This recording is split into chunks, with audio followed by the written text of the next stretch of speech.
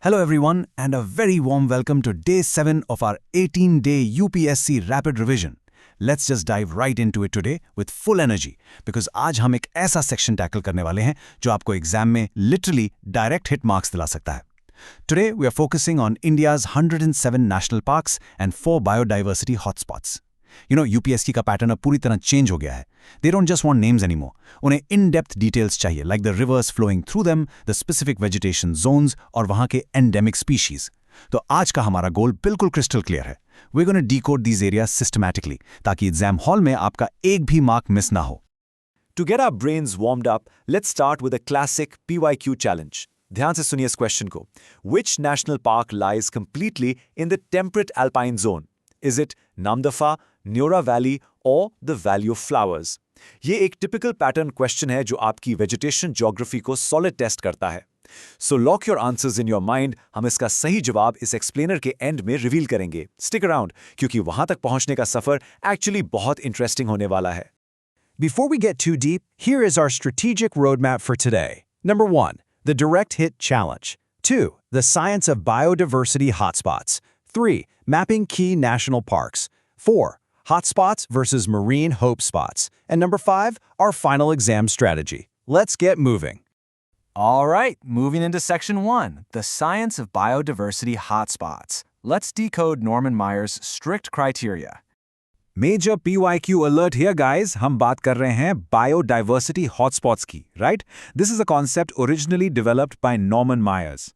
Now, UPSC doesn't just want you to know the concept, they want the strict scientific criteria. To be officially recognized as a hotspot by Myers standards, एक area को दो specific quantitative thresholds meet करने ही होते हैं. Step 1, it must have at least 1500 endemic vascular plants. Endemic मतलब वो plants जो दुनिया में और कहीं नहीं मिलते, absolutely unique to that region. Step 2 is the threat perception. The area must have already lost 70% of its original habitat. ये specific numbers 1500 and 70% अपने दिमाग में बिल्कुल फिक्स कर लीजिए. This is exactly where UPSC will try to confuse you by changing the numbers in the statement. So applying those strict scientific criteria, India के पास globally recognized 4 biodiversity hotspots हैं. ये हैं the Himalayas, the Western Ghats, Indo-Burma और Sundaland.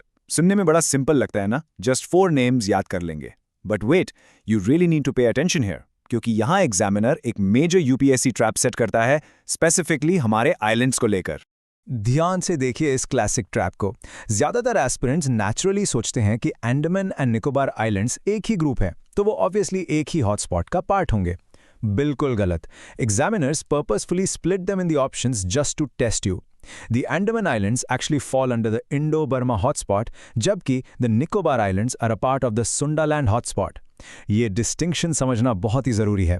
Put this comparison into your visual memory right now, ताकि next time prelims में आप ये silly mistake बिल्कुल ना करें. Okay, shifting gears now to section 2, mapping key national parks. Let's look at the direct hits from India's 107 parks. अब हम conceptual framework से थोड़ा बाहर निकलकर terrestrial specifics की तरफ बढ़ते हैं. These are the facts जो सीधे marks बनकर आपकी marksheet में आते हैं. The crucial point here is matching these unique features with their correct states. Let's do a quick rapid fire. अब नॉर्थ में Ladakh has Hemis national park. ये इंडिया का लार्जेस्ट पार्क है और स्नो लेपर्ड का मेन स्ट्रॉन्ग होल्ड है. Then we move to the northeast. Manipur में है Keibul Lamjao. This is absolutely fascinating. It's the world's only floating park and home to the highly endemic Sangai deer. अगर हम state trivia की बात करें तो Madhya Pradesh is the state with the maximum number of national parks, a total of 11. On the exact opposite end, Punjab is the only state in India with absolutely 0 national parks. That little detail is a gold mine for your geography revision. Moving on to section 3, hotspots vs marine hope spots. It is time to dive into the ocean and clear up a major UPSC confusion. Alright, एक और massive PYQ alert आप सबके लिए. एक बहुत common mistake जो aspirants लगातार करते हैं is confusing hotspots with hope spots. Words काफ़ी similar sound करते हैं, but their definitions and identifying bodies are completely different. On one side we have biodiversity hotspots जिनके बारे में हमने अभी practically सब कुछ पढ़ा. On the other side we have marine hope spots. Hope spots are strictly critical marine areas. और सबसे बड़ा difference पता है क्या है? इन्हें IUCN identify नहीं करता. They are actually identified by an organization called Mission Blue. तो अगर एग्जाम में कोई स्टेटमेंट आए कि hope spots are declared by IUCN, आपको इमीडिएटली समझ जाना है कि वो स्टेटमेंट कंप्लीटली इनकरेक्ट है. Remember, it's Mission Blue. Let's see exactly how this builds into an actual UPSC true-false pattern question.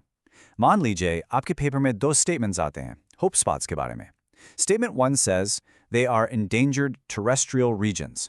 ये पढ़ते ही आपके दिमाग की घंटी बज जानी चाहिए. The word terrestrial is the trap here. We literally just learned they are marine, so statement 1 is absolutely false. Statement 2 says Lakshadweep and Andaman and Nicobar are included. ये statement true है. Examiner exactly इसी तरह vocabulary के साथ खेलेगा, and you have to be super ready to catch that trick.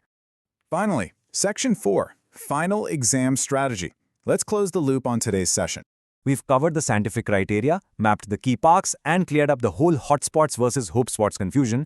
Now, let's answer that opening question. The national park that lies completely in the temperate alpine zone is the Valley of Flowers in Uttarakhand. अगर आपने यही guess किया था, तो you are doing great. आपकी revision बिल्कुल right track पर है. But as we wrap up this explainer today, I want to leave you with a thought. With 70% habitat loss required just to be called a hotspot, are we truly protecting our biodiversity, or are we just cataloging its decline? Something to think about, right? Keep revising, drop a comment if you need the mapping PDF, and definitely join us for the next explainer where we'll be decoding climate summits. Stay unstoppable.